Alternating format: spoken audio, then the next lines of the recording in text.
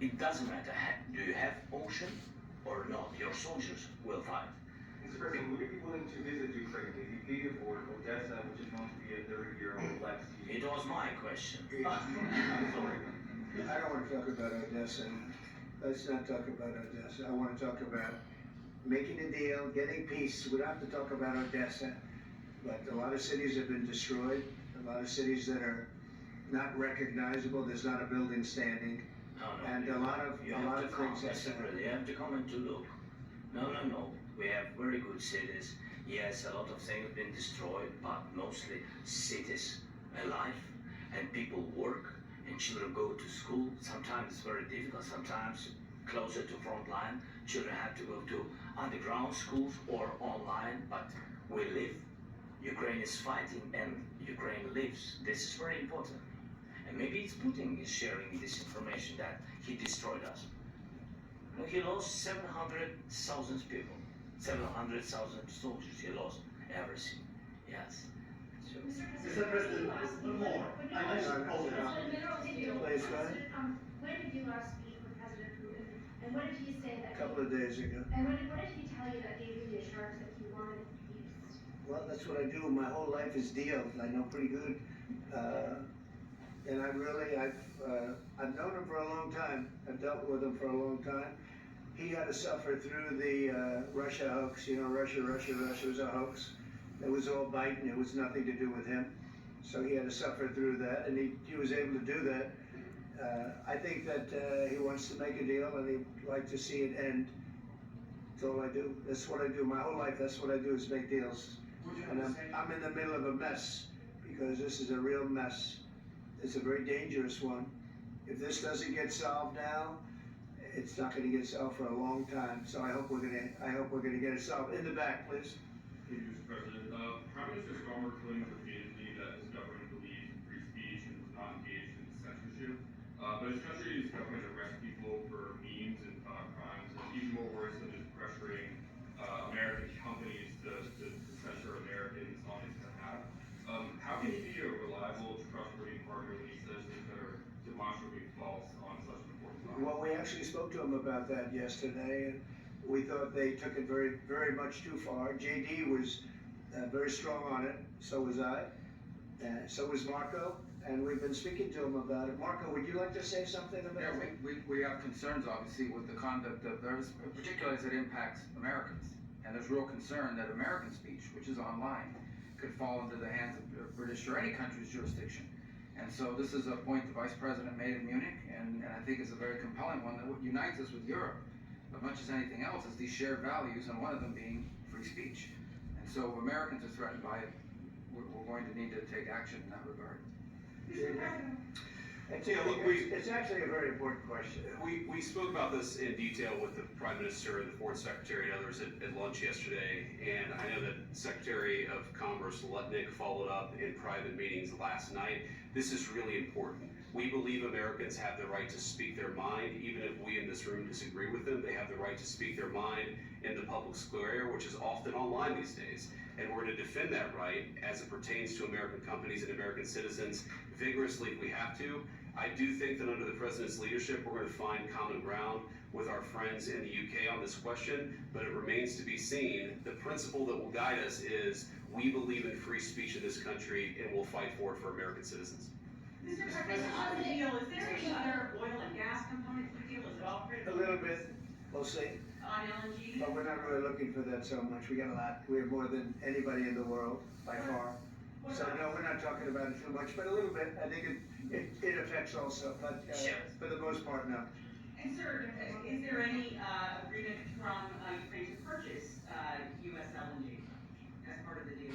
Is No. that on the table at all? No, we don't need that. Some of those Mr. President, I minerals just are wanted to ask you Mr. about, President. you just mentioned that you'd spoken to Vladimir Putin a couple of days ago. Just to be clear, that's a new call, not the one you... I've spoken to him on numerous occasions. Okay, and how was the latest call? What did you discuss? How did it go?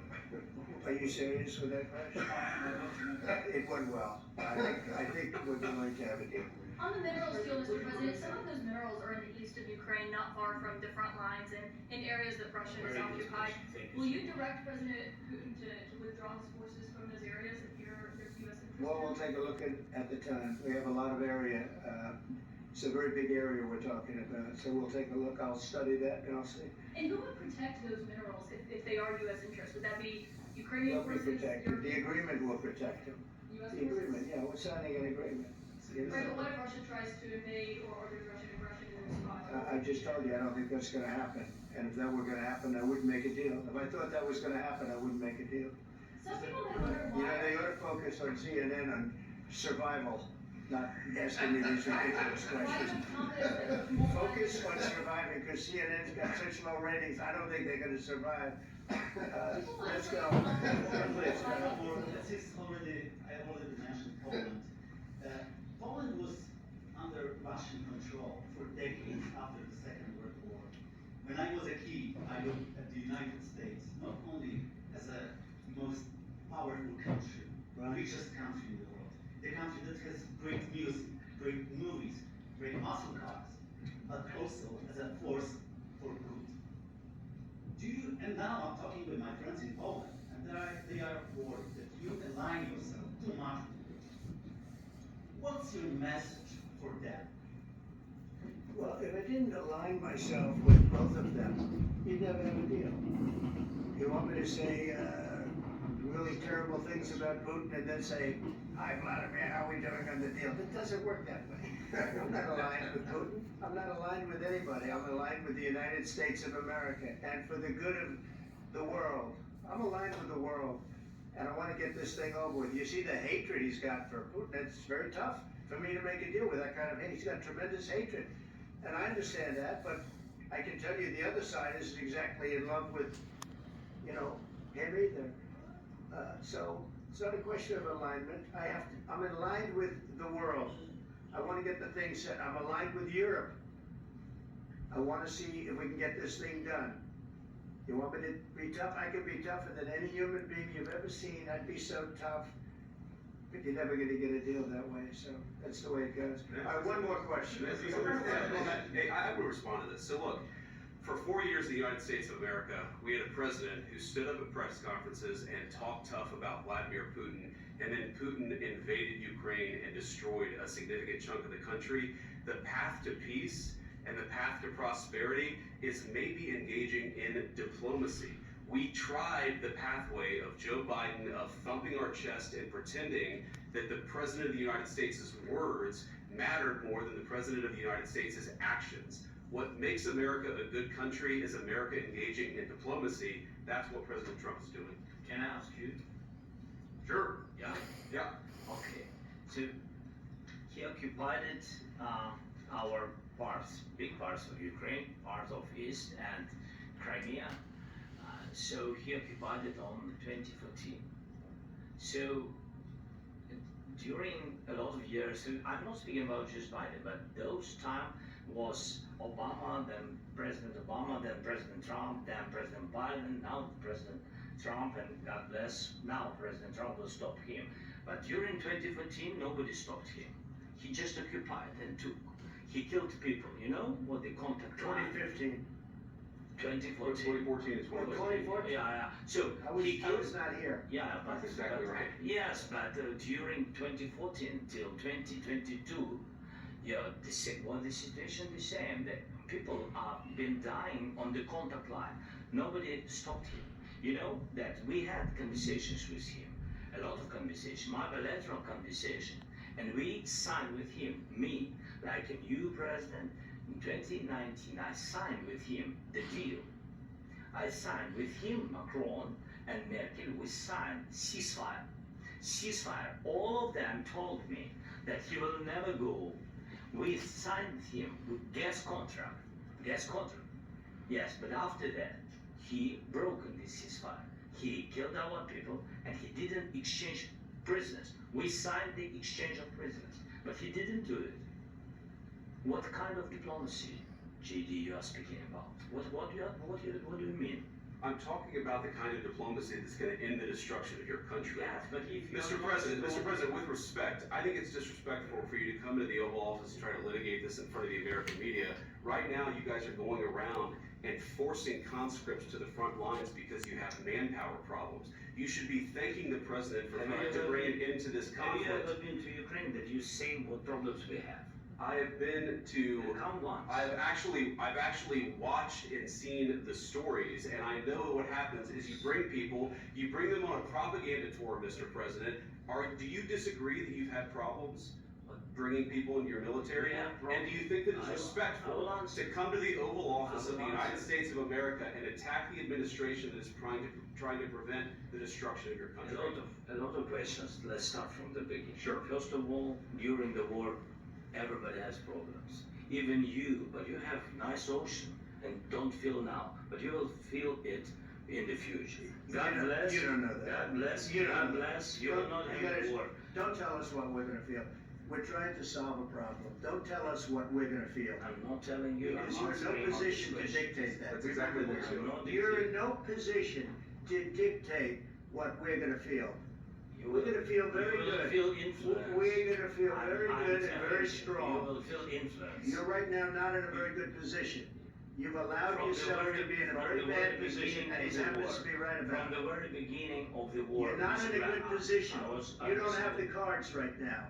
With us, you start I'm having not playing cards. cards. Right now, you I'm don't, very you're playing serious, cards. Mr. President. You're I'm playing very cards. serious. You're I'm gambling the with the president lives in of war. millions of people. You think- You're gambling with World War III. What do you You're think about- gambling what with do you World think War about- III.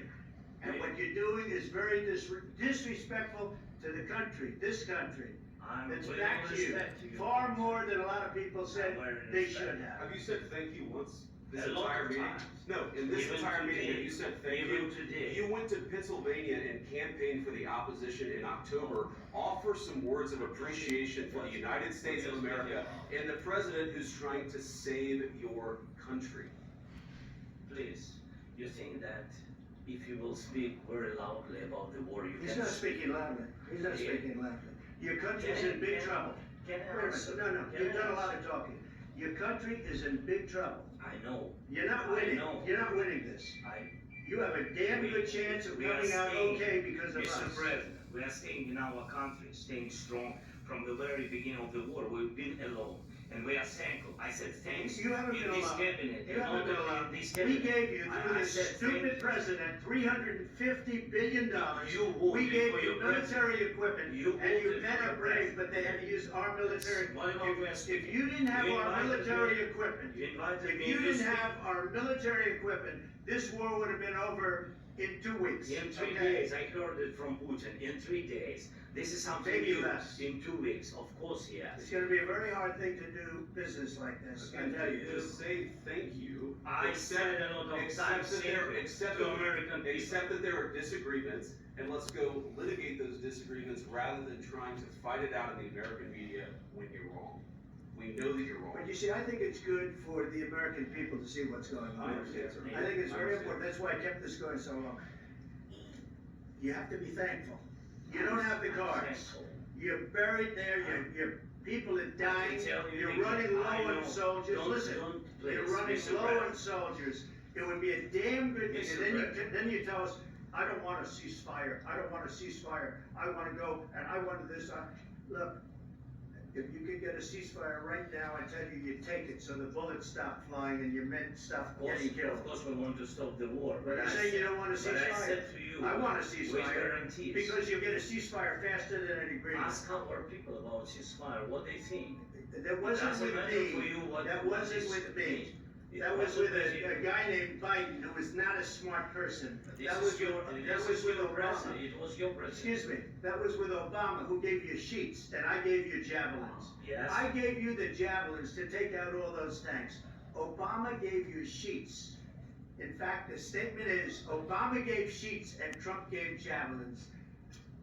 You gotta be more thankful, because let me tell you, you don't have the cards. With us, you have the cards, but without us, you don't have any cards. One more question to Mr. Vice President. I'm sorry, It's gonna be a tough deal to make, because the attitudes have to change. what if Russia breaks ceasefire? What if Russia breaks peace talks? What do you do then? I understand that it's a heated conversation right now. What are you saying? What She's asking, what if Russia breaks the ceasefire? What if anything?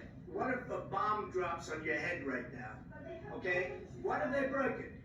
I don't know, they broke it with Biden, because Biden, they didn't respect him. They didn't respect Obama. They respect me.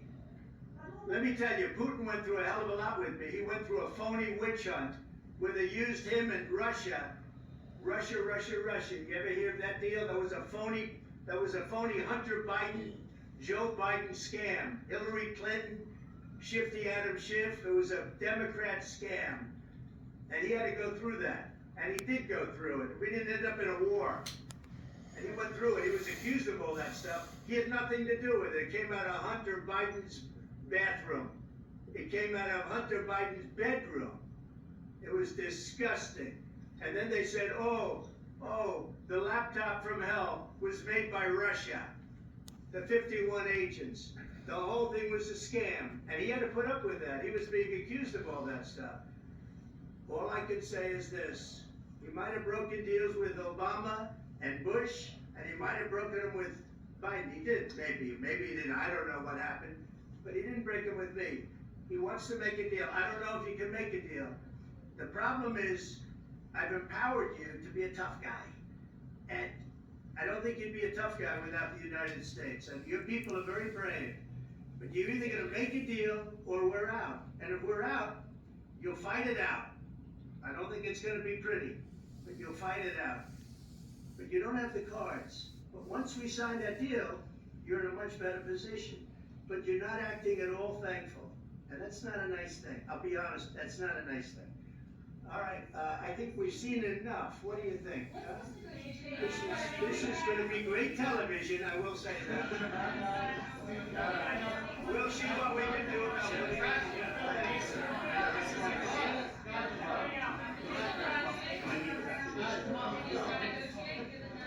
We'll see, I don't know.